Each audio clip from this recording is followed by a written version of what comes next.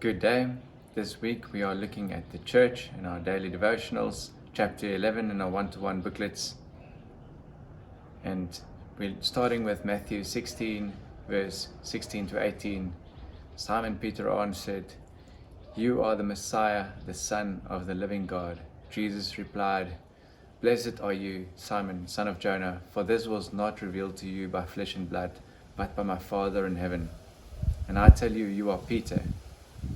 And on this rock I will build my church, and the gates of death will not overcome it."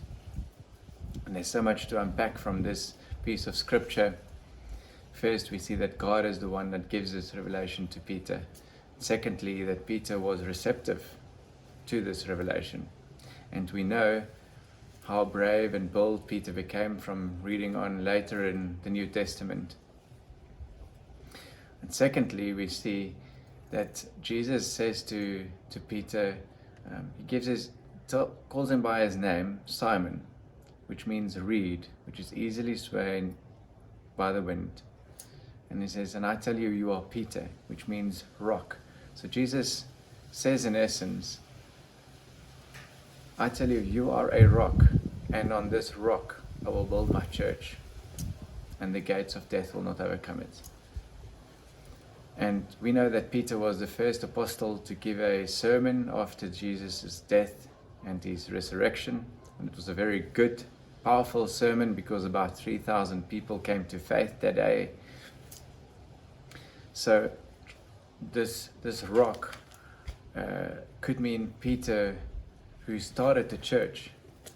But I think Jesus was playing with words here, and he also meant, on this truth I will build my church.